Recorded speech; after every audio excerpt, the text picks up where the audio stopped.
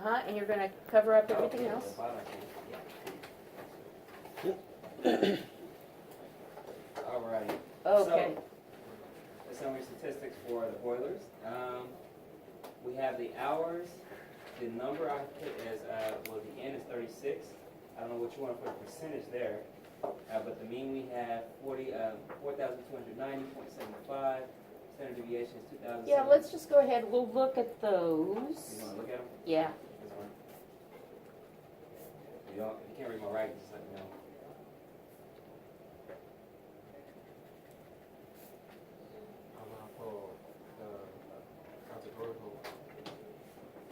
Which one? Categorical. Boiler's 28 for the end. See, I had a question with that one. So this is the one, right? Because boiler has a 1 and a 0, right? Uh-huh, So this is 1, and that one's 1 as well. uh-huh. So if that's 28, that will make our mean, what, 1? And that will make our standard deviation, what, 1? And Uh-huh. range is You 1. don't even use, I thought we didn't. you don't input those in the categorical verb. Oh, you don't put them here? Can't take the mean of industry fuel erected, Okay. or can't take the mean of boiler. Now, it's Right. true that when the data came to you, it came as numbers. It had to. Otherwise, we wouldn't be able to do our multivariate model. Okay.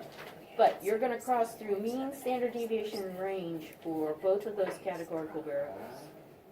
And you're gonna say 28 for the boiler, and then class, what was that percent? 77.78. And there's- 0.78. There's one decimal for a percent. So yeah, 0.8. And then tell him about the steam. 20 was the N and 55.6 is the percent.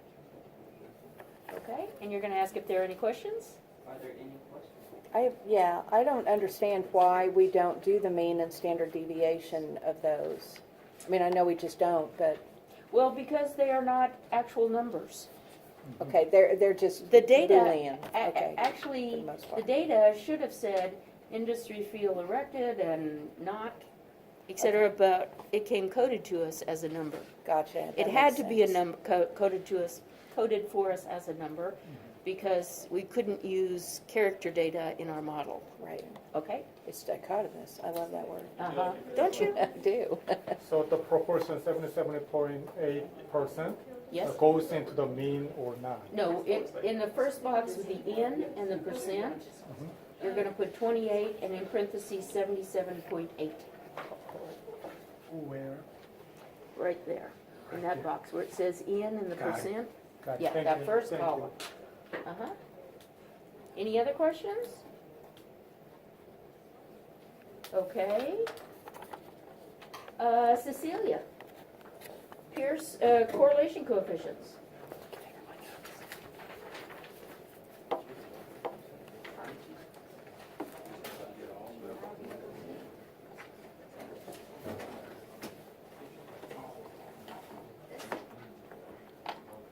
Uh-huh.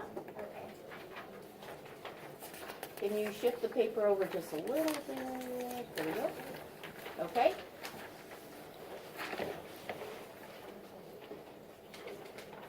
So, once at that bottom table, I guess you were just tricking us there with that, the drum equals steam and drum equals other? Or were we supposed to run a t-test? Oh, I am so sorry, I forgot that. Yes, yes, well, let's go ahead and do correlation coefficients, and then we'll go back and pick up the t-test. I'm sorry, I forgot. My mistake. So, correlation coefficients. Okay, class? You don't have to do that little diagonal part of ones, you can do the top of the bottom. Yeah. So you're gonna cross off everything to the bottom. This one? Yeah, yep. Okay. That'll save a lot of time on a test. Uh-huh, uh-huh. So why do you not hit those items? Well, they're the exact same as what's above the diagonal, and it's only confusing to the researcher to have all those numbers on there. So think in terms of capacity and boiler, the correlation coefficient is the same as boiler and capacity. It's, yeah. Okay. Now, we've got two numbers, for example, hours and drum, Hours and drum. okay?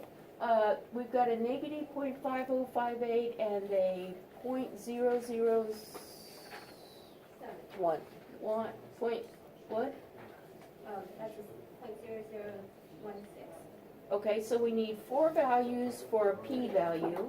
We need 4 decimals, how about this? 4 decimals for a correlation coefficient and 4 decimals for the p-value. But because you have two numbers in there, let's take capacity and drum. You have two numbers in there, how do you tell the researcher which one is R, or whatever, and which one is P? P goes in Parentheses. parentheses. Parentheses. Yeah. So go back and, for the p-value, put the p-values in parentheses. That's what you've told the researcher up there on your instructions. Is everybody getting the idea? Yes. Okay. Now, let's look down to boiler and drum. So class,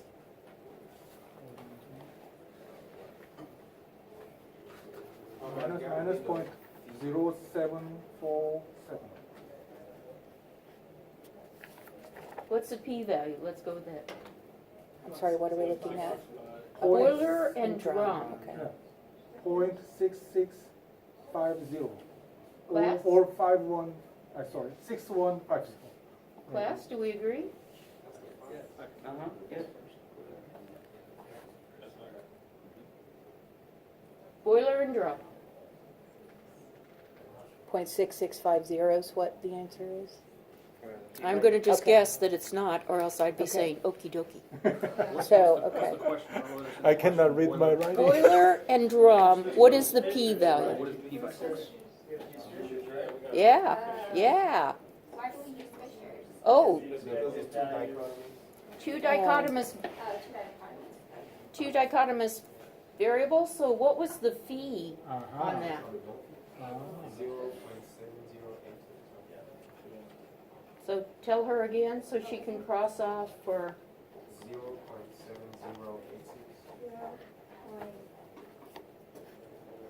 7086. okay, that's the fee, Yes. okay? And then the p-value is, oh, that is the p-value. That's the p, what was the fee?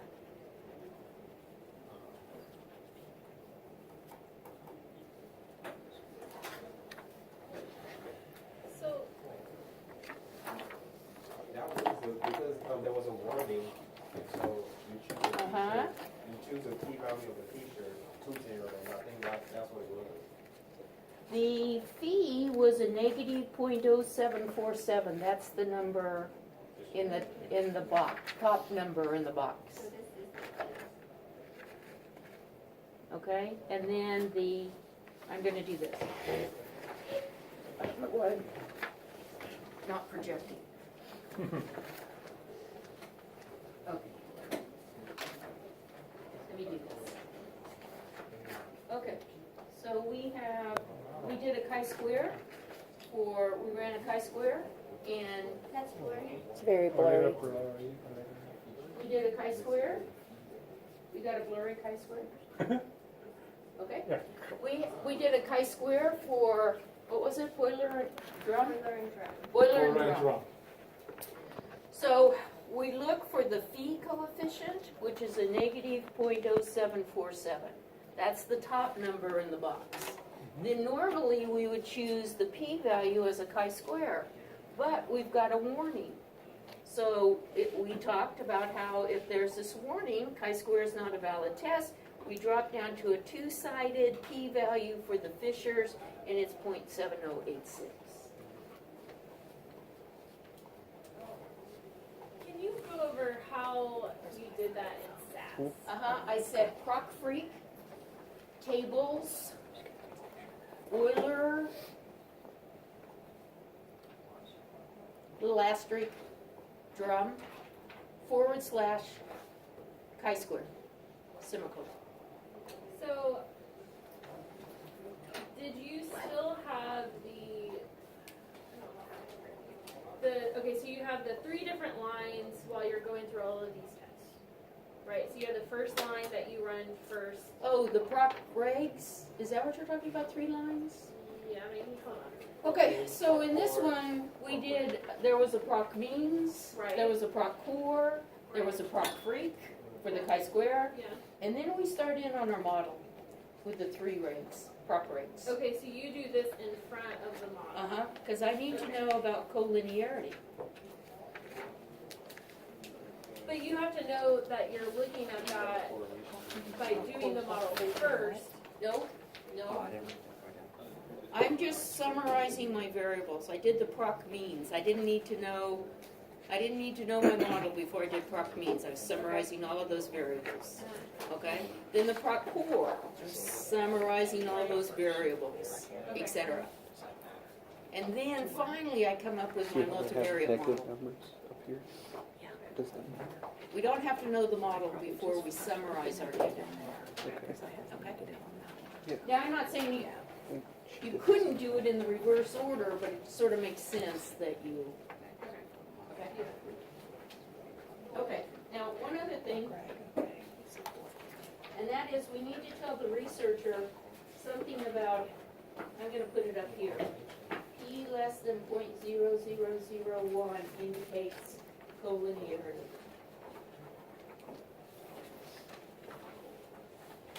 Okay? Now, let's keep track of, let's just make a note out here to the side of, while we're here, which variables are collinear?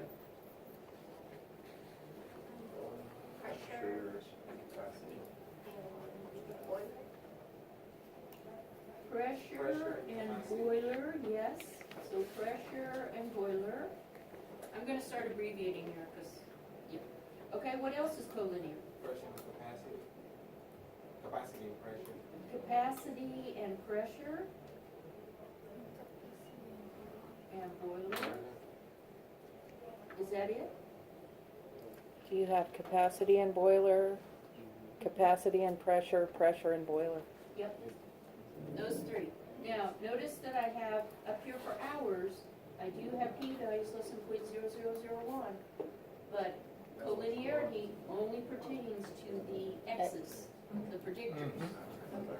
Okay? I have a question. Yes? So, the collinearity between the y variable and all the predictors. No, there's no collinearity between y and Correlation. z. Oh, the correlation. Now, I wanted to ask if that represents the correlation, Yeah, correlation, yes, but not not collinearity. collinearity. Okay? So this means when we choose our final model, I cannot have capacity and pressure. I cannot have both capacity and boiler. I cannot get the idea? Those pairs of variables cannot appear in my model. Okay. Let us go on. Go.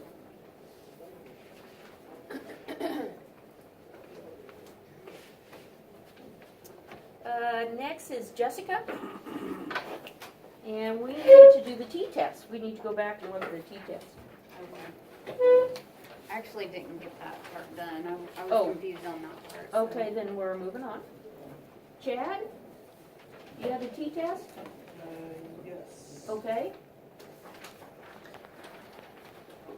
When we have that reduced model, so we put it in the first model with all of the variables. We're on the t-test. Oh, okay. So So hold that I'll question. miss my chance. Okay. No, we're getting there. Oh, we're getting there.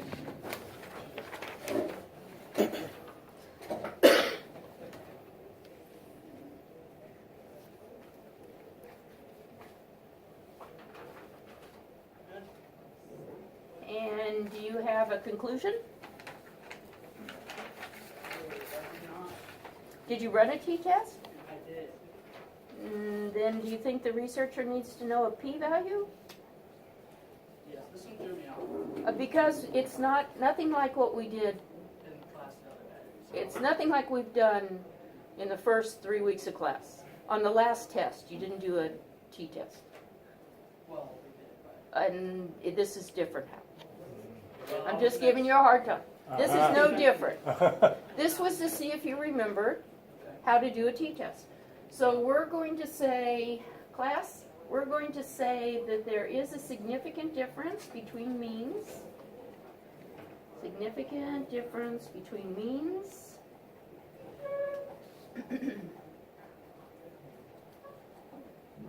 The means of the STEAM and other, yeah. Okay, between means. And then in parentheses, we're gonna put P equals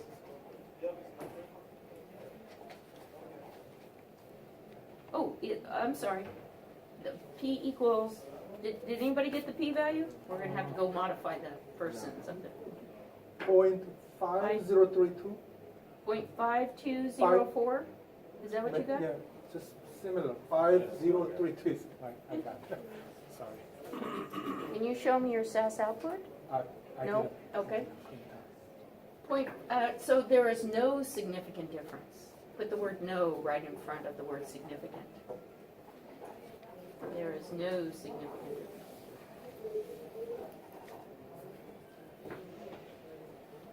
Okay?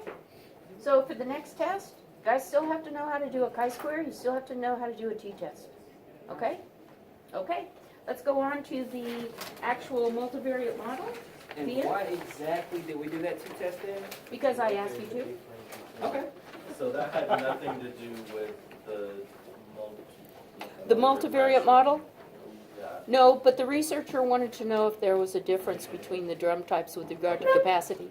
When we were working on it, that's why I was confused with this. I didn't Because- realize that because it was just in the middle of the. Uh-huh. Here's how this works. Whatever the researcher wants to know, I give it to him. Okay? So he wanted to know about the t-test. Well, he didn't actually say t-test. He wanted to know about the means. Was there a difference in the means? And so we did a t-test. Okay, so, where am I?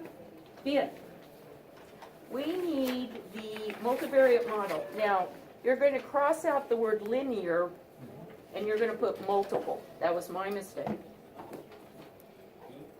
On your form? See the word? Yeah. Are you in? No, I'm in. Can you call Okay. somebody up? Ben? Ben? Mm-hmm. Yes, on your form, if you would cross out the word linear and write multiple. And that, I'm sorry I made that mistake.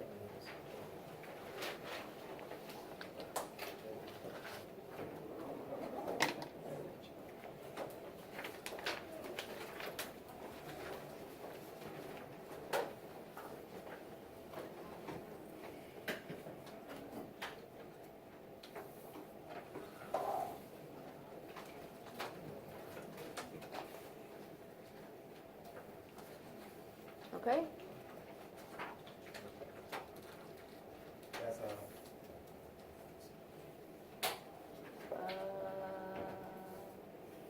Okay.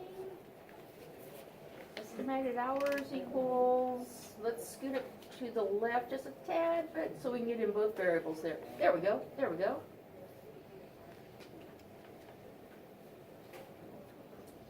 And the adjusted R squared you got was? Ask the class if there's, we're down to 5 minutes. Ask the class if there are any questions. Is there any questions? Did everybody come up with that model? Very good. Did everybody put the point as a coefficient for capacity? Did everyone, I said 2 significant decimal places, so did everybody put the 0.0075? No, I put 0.008, but it's 0.0075. Because of the 2 significant. On the very last one for drum, I put 9 instead of 9.4. It needs 2 significant. Okay. Would you please show me the exact estimated matter Pardon? at the reduced matter, because I got confused with mine. Okay, It's so variables. in the full model, you put in all the predictor Yes, variables. yeah, and Then reduced matter. did SAS eliminate any of those variables for you? Yes. No, no. We So have SAS to. wasn't much help. So the reduced model included those same 4 variables. And then you looked at the adjusted R squared for possible combinations of those 4 variables. Okay? Any questions about how to, since you all got it, were there any questions about how to pick out the model? Okay. Okay, Marie? I need the assumptions.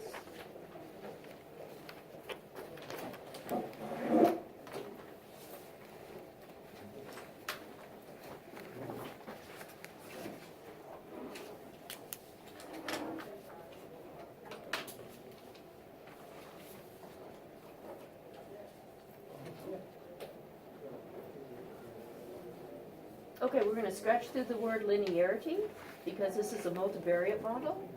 So we don't have a two-dimensional space that we're working with. Okay, normal probability, residual versus predicted, sampling method, straight line, U-shaped. Oh, and then you're gonna say whether or not they're valid. Do you have that at the end? Yes, you do. Okay, so I'll let the class look at that. Ask if there are any questions.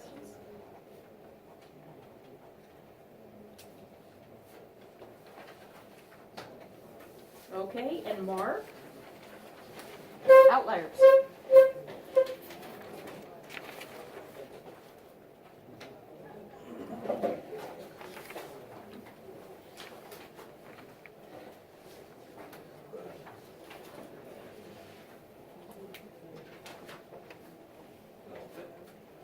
Okay, now, on a test, you'll have to actually give me the formula and the cut point. The cut point for the H statistic was 0.1667.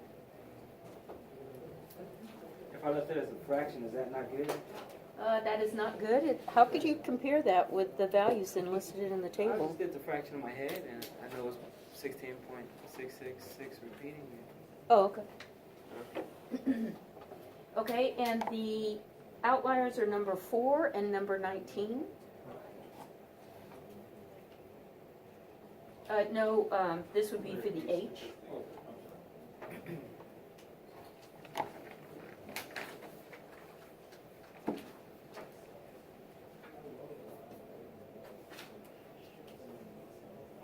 Okay, for Cook's D, it was number 19. And the cut point was the greater than 1. Okay, and then if anybody did the D-fits, which you can, I didn't list that out, but if you did the D-fits, the cut point was 0.5773.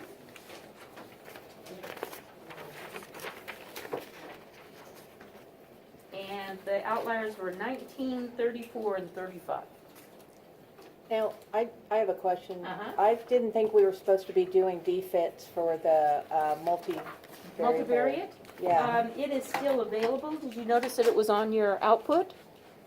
Your No. SAS output? Okay. Oh, yeah, I did see it on the South's Okay. output, but I didn't Okay. think that we were, I mean, I thought that was a rule that in multivariate you don't do it, Nope. so, okay. Yes, do it. Yep, it's asked for. Okay. It can be done. It's the same thing as on the linear regression. Any questions about Euler? Okay, homework, blood pressure. And I shall see you back here Thursday night.